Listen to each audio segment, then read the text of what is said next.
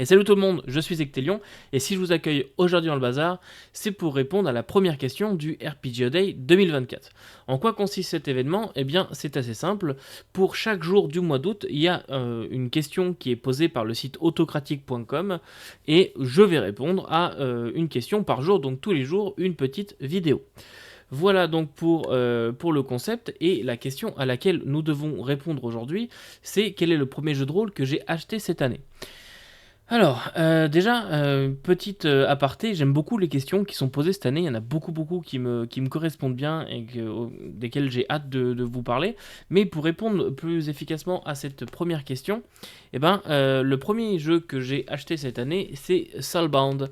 Soulbound que vous voyez ici en version collector, je vais vous le montrer après, là ça vient dans une boîte. Mais tout d'abord, pourquoi est-ce que j'ai acheté Soulbound? Alors, Soulbound, je vous ai présenté le starter kit ou set, je ne me souviens plus comment on le dit, mais starter set l'année dernière de mémoire, en fin d'année. Je vous l'ai présenté, je vous ai dit que j'aimais vraiment beaucoup cet univers. J'ai découvert un jeu que je ne connaissais absolument pas. J'avais joué le starter lors du Free RPG Day, qui n'est pas la même chose que cet événement que je suis en train de faire. Et j'avais découvert le starter, l'univers et tout, j'avais trouvé ça super intéressant. Donc je m'étais procuré le starter, j'avais vraiment aimé ma lecture. Et donc je me suis dit, bah, je vais me procurer le livre de base pour pouvoir en faire une critique sur le bazar d'Ectelion. Et bah, c'est pour ça que je l'ai acheté et pour pouvoir le jouer. Parce que la lecture m'a donné vraiment envie de le jouer. Surtout que depuis que je l'ai lu, j'ai un ami qui m'a offert le bestiaire et une campagne dedans, dans cet univers.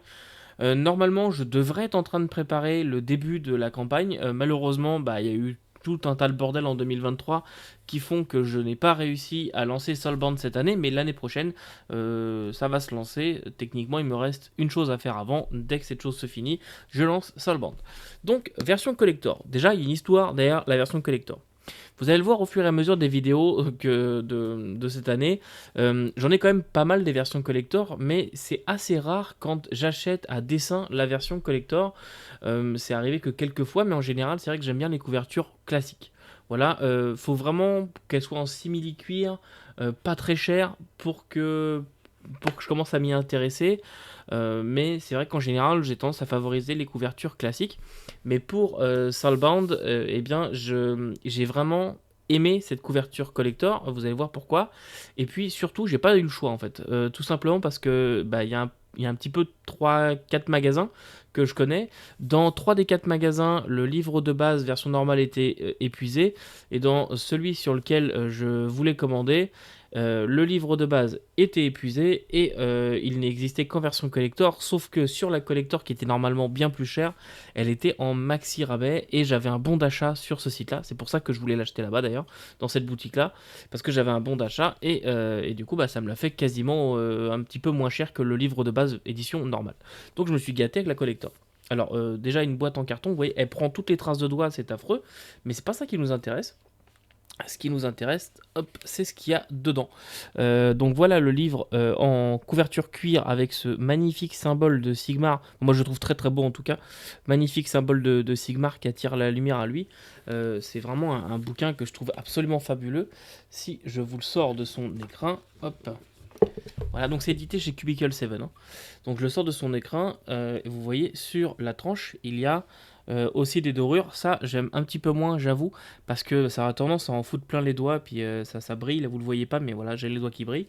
Et nous retrouvons à l'intérieur donc bah, ce très très belle maquette de Soulbound. Je vous en parlerai bien entendu sur la chaîne, mais on est vraiment sur la maquette Soulbound qui est très claire, très efficace.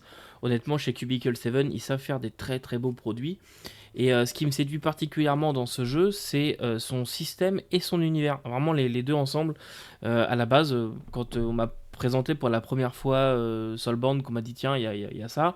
Moi je me suis dit ok, ça va être un genre de Warhammer Fantasy 4, peut-être un petit peu changé. En fait, pas du tout. C'est pas du tout le même système.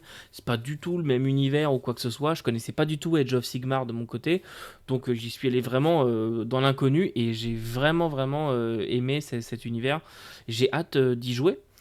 Donc voilà, c'est ça le premier jeu que j'ai acheté cette année, c'est Soulbound. Pour être tout à fait transparent, je l'ai acheté en février. Je n'achète pas beaucoup de jeux cette année, tout simplement parce que j'essaie de mettre de l'argent de côté. J'ai eu quelques ennuis financiers et j'essaye d'acheter une maison, donc il faut que je récupère un petit peu les noisettes où je peux. Et sans même parler de ça, j'ai eu l'occasion de faire énormément d'échanges cette année, de vendre du jeu et d'en échanger d'autres, ce qui fait que ma pile de lecture s'est bien agrandie. J'ai pas mal de trucs un peu compliqués à lire. Mage l'Ascension, 20e anniversaire par exemple. Donc vous voyez, ça prend un petit peu de temps de lire toutes ces choses-là et bien les accumuler, les assimiler, pardon. Donc pour l'instant, je n'ai pas besoin d'acheter de nouveaux jeux de rôle, ce qui fait que c'est presque le seul que j'ai acheté cette année, à peut-être 2 exceptions près. Donc voilà, cette année c'était Soulbound, le premier jeu de rôle que j'ai acheté. Je vous retrouve demain pour la deuxième question du RPG Day 2024. Demain, je me souviens plus du thème, mais vous verrez bien ça. Et puis en attendant, n'oubliez pas, vous ne pouvez pas tout lire et tout faire jouer, mais vous pouvez toujours essayer.